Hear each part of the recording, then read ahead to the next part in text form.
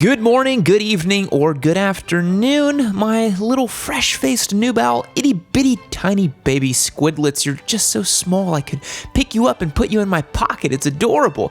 I see you come to listen to old Papa Yams talk to you about motorcycles again. Just can't get enough, huh? Well, I understand. I do make some of the best motorcycle memes out there. We literally just finished wrapping our Scrambler Grom in the most tasteful ahegao, and no, it's not hentai. That would just be vulgar. What do you take me for, some kind of degenerate? Excuse me, I have taste. That is something you're gonna need in spades to truly appreciate today's So You Want a Blank Bike video, because we are venturing far from the paved road, and like Robert Frost, we will be taking the road lesser traveled, for it is grassy and wanting wear. That's right, we're talking about adventure bikes today, a segment very near and dear to my heart, not as much as track riding because, come on, look at who you're talking to, but I do own a Ducati Scrambler Desert Sled, and when I'm not out there winning podium hats or passing leader bikes on the outside on my race bike, I like to get all sideways and bop some trails around. It's a discipline of riding that I think a lot of people overlook because there's a whole other world out there beyond the pavement, and Yamaha claims they've made the best way to experience it, the Tenere 700.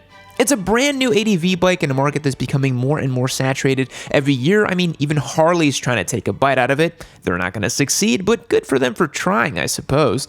But the Tenere 700 offers a lot of off-road for ADV riders at a good price. But the question is the T700 worth your time and effort?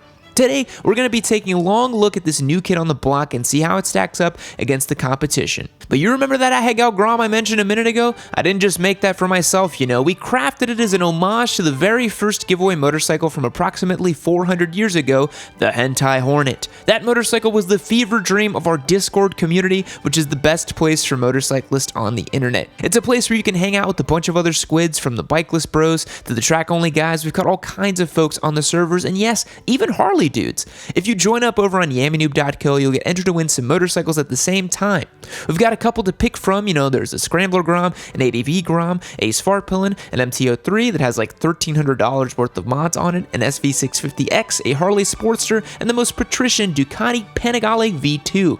If you fancy having that Italian pasta show up in your driveway for free, head over to yammie.co and get entered to win. Now, most people think of Yamaha and immediately think of Rossi and GP and Fast Boys and Apexes and R6s going 186 miles per hour, and they get all moist in their pleasure regions and Google the R1 and thumb through image results. But Yamaha is actually a really solid full-on manufacturer, which means they make some awesome bikes for anybody. I know, I'm kind of shocked too. The Tenere 700 is the newest addition to Yamaha's on/off-road lineup. From the little WR250 to the Super Tenere, they make some competition off-road stuff, but they're not street legal, so they don't count today. If this is your first time hearing about the Tenere line, you can be forgiven for seeing as how they're not super popular stateside, but they have a rich 35-year history going all the way back to the Paris-Dakar in 1979, when Cyril Neveu won on the Xt600z. It was a hardcore competition machine, but it was the first Tenere based on that bike. The 1983 Yamaha Xt600z was a solid homage to the Xt550 with a 595cc air-cooled thumper making 46 horsepower and 38 foot-pounds of torque. It was the size of a KLR, but it weighed only 359 pounds wet and ready to ride, which is a pretty good number. The only problem was that it was carbureted and had a kickstart, which means you needed the legs like a world champion cyclist to get it to start. If you've ever tried to kick over a large displacement thumper, it is not easy, but it can be done. They iterated on the XT, giving it a better suspension, better carbs, which is an oxymoron, and both smaller and larger gas tanks based on the year. But in 1989, they released the Xt750 Super Tenere.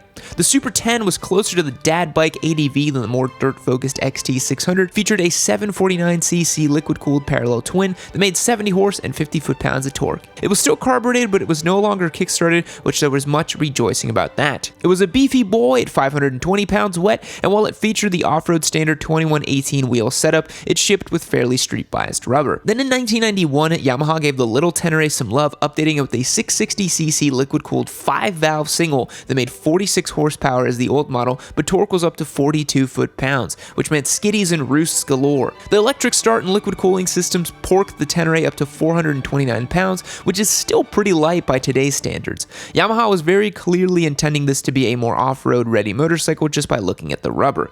It had more ground clearance than the Super 10, and the front forks had less dive. That bike ran for a solid 15 years with a few updates and models, including a sumo-style X variant, but in 2006, Yamaha dropped the Xt600z. This was a more traditional 4-valve single making 48 horsepower and 42 foot-pounds of torque. It's worth pointing out that at this point, if you're an American ADV rider and any of these bikes interested you, too bad, because literally nothing that I just mentioned was available for sale stateside. But all that changed with the Tenere 700. The Tenere 700 features the MT07's 689cc cross-plane parallel twin that is a well-known crowd pleaser, putting down 75 horsepower and 50 foot-pounds of torque. The T700 features the standard 2118 wheel setup and Pirelli Rally Scorpions from the factory, which is a really good tire for both street and off-road duty. This is normally where I'd break down performance and how it feels to ride, but if you want a better idea, Fort9 put an excellent review with all the technical details that you'd want. Suffice it to say, the T7 uses some really neat and conventional design choices to allow the rider to make the best use of a bike off-road and carve up a corner on-road. But seeing as we've gone years and years without the Tenere, and it took Yamaha 3 years to release the bike and an extra year to give us over here stateside, the adventure market had a bit of time to catch up and splinter in all sorts of directions. Nowadays, you're spoiled for choice if you want both on and off-road performance, so let's break down all the ways you can get into adventure bikes. First up, you have the big boy large displacement ADV bikes, something like the R1250 GS and the 1290 Super Adventures. Can these motorcycles go off-road? Yes, sure. Do you want to take them off-road? Probably not. First off, let me say to you boys who thrash these big bikes off-road, you have some grapefruit-sized testicles, not only because these bikes are heavy to pick up, but they cost a lot of money to repair, and they are very difficult and tricky to handle in tight conditions. But in reality, most of the riders who buy those bikes tend to use them as more sport touring-style road bikes, and the manufacturers know that. It's why BMW thought they could get away with putting a cam solenoid in the head of their boxer engine, which is the first thing that touches the ground in a fall. That's why KTM figured you might as well have 180 horsepower on your dirt bike. If you really want to use your bike on-road and off-road in equal measure, you're probably best served by looking elsewhere. But at the opposite end of the spectrum, you have dual sports, lightweight little dirt bikes with lights. Why encumber yourself with Tenere's 700's 452 pounds when you can get yourself a WR250 that weighs a claimed 295? Even when you factor in the BS compensating 50 extra pounds, that's 142 pounds less than the Tenere. It's also cheaper at $6,699 to the Tenere's $9,999. For that, you get a bike that's lighter and more capable off-road, and while it's down on power, small displacement singles are basically unkillable.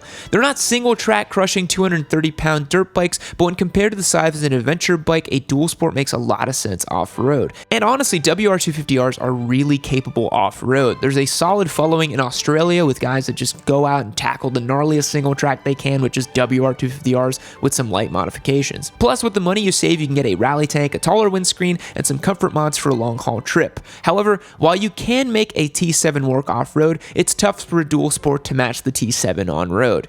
Adventure riding is a bit of a balancing act. First, you need to ask yourself, are you looking for comfort on the street with just enough off-road capabilities to get you down a fire road to the next Starbucks or your campsite?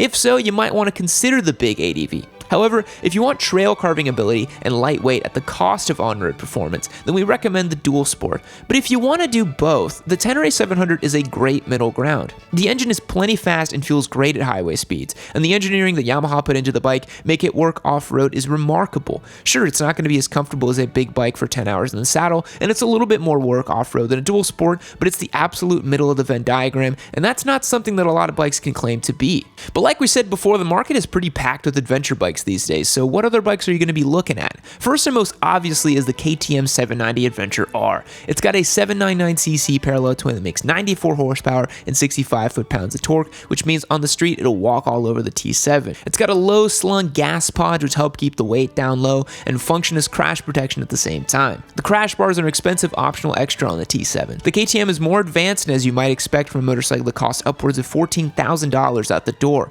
but it makes all that more heart-wrenching when you bin it off-road when an unlikely rock smashes your fancy TFT. The 790 is lighter by 4 pounds and the WP suspension is nice, but part of me appreciates the simplistic and pared down nature of the T7 for what it was designed to do.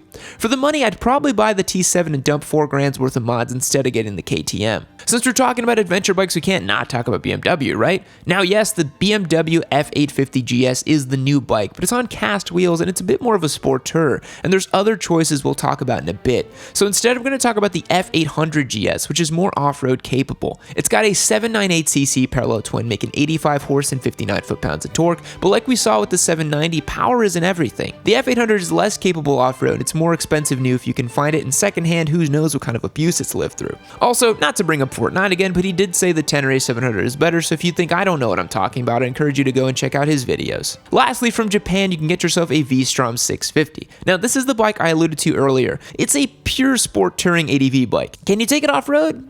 Sort of. Should you? Yeah, why not? Give it a try. But is it as good as the Tenere 700? Nope. Nice and simple for that one. Now, one last thing I'd like to shout out here is the Desert Sled. It's not a direct competitor, but it does have some of the same specs on paper, with similar ground clearance, and while the Sled does have a 19-inch front end as opposed to a 21, it's every bit as capable off-road. I know people don't like it when I say that the Sled is an ADV bike, but it pretty much is. However, you do have to pay an extra grand or two for Ducati task, and Desmo valve costs are very real. If you're a Euro simp, try the Sled on for size because it's a ton of fun. I recently put out my year-long review of my bike, and I really love it, and I've tried a couple other adventure bikes, and I always come back to the Sled as a capable and fun everyday kind of bike.